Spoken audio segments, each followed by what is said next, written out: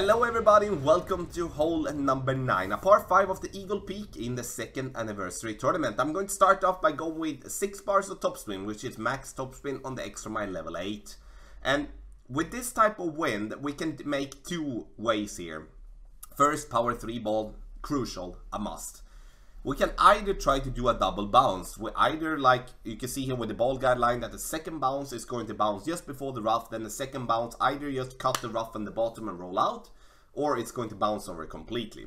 Or we go max over power, go with the first bounce on the fairway, second bounce in the rough to roll out as well. So you decide what you do want to do, what you feel comfortable with. Before we leave the drive, I'm going to say two things. First, we do need to over adjust with 20% when we do play this shot.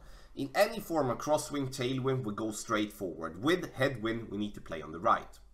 And if we do have headwind, we could possibly play with like a power 5 ball, like a gear ball or an autumn ball or something like that to be able to get it over.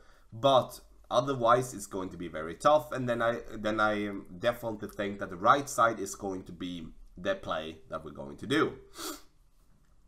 This one is, if we do get a decent win for the drive, this is a fairly easy par 5, and it's going to allow us to have a good opportunity for the pin. Oh, this one is going to too short. Sorry for that very weird sound, but I was just thinking like, oh no. But like otherwise, playing on the right, the quarterback of course is going to help more. Now when we went short and we do have headwind for the second shot, we need to bounce over the rough completely here. And if we wouldn't be having headwind, we would be having crosswind or maybe tailwind, or let's say we would be reaching further with a drive, so the rough bump is in play, then we're going to play with the rough bump. I feel that the rough bump is definitely going to give us a very consistent way to roll towards the pin. The problem we do have though to get this one in the hole is that the green itself is sloping a little bit left and a little bit right, so we need to be a little bit lucky in terms of where we do get our ball to roll on the green. Hits it great with overpower, coming in a little bit hot, but still we are there making a safe eagle. The drive is very crucial, as I said from the beginning, and it decides how we're going to play the second shot.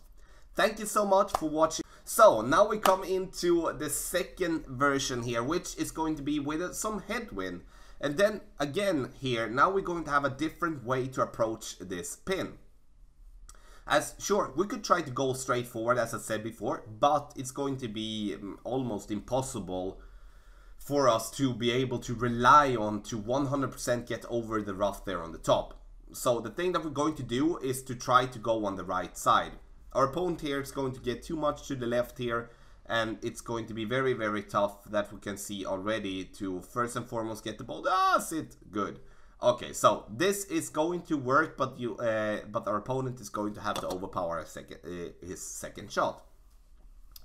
So our turn. I play with a power 3 ball again, and now with the headwind here, I'm not going to try to go straight forward. I'm going to curl as much as I can and go to the right. So I'm using basically almost one ball outside to the right in curl, and the more curl we have, the better it's going to be, of course, because we do want to get as much distance as possible on this fairway. Sit! And it sits very nicely there. And of course with a club with more curl is going to be better, but also play with a kingmaker if you can, or you play with a katana, but the kingmaker would be the best ball here. As for the power 3 and the side spin 3 together, the side spin 3 is definitely going to help a little bit, and then we don't necessarily have to go with some curl. Here we can choose two ways. We either bounce on the fairway on the left, or we have to go with the rough bump in between the trees. In this example, I do believe the wind is going to be easier for us to go for the rough bump in between the trees, as it's slightly headwind, or it's more straight, but it's also pointed a little bit to the left, so that we're going to get a little push from the wind to the left as well when we play. Our opponent's going to go with that approach, just getting out there, and of course this is going to be a very, very tough wedge to go with. And now we do have our turn here, and we do have the 6.1 in Headwind, and you can see here playing with the snipe. Here again, it's better for us to play with a ball that has a side spin 3, so we don't have to go with curl, because you can see here now, even though we're getting it to the green, we do need to go with curl, otherwise we are definitely going to miss the pin on the right. And here again, from this adjustment is not going to, I'm not going to add anything for elevation whatsoever here, so I'm just going to play it as it is. Adjusting it up into max distance here, and then we're going to go with some tiny curl, because of course we are a little bit afraid of hitting any of the trees here, but we're rolling in here, coming in short but into the green for a nice and easy eagle. Here is how you play hole number 9 in both Tailwind and Headwind. Thank you so much for watching this guide for hole number 1, the Eagle Peak in the 2nd anniversary tournament. If you do have any questions, let me know in the comment section below. The video is sponsored by Golf Clash and Playdemic. Good luck in the 2nd anniversary tournament.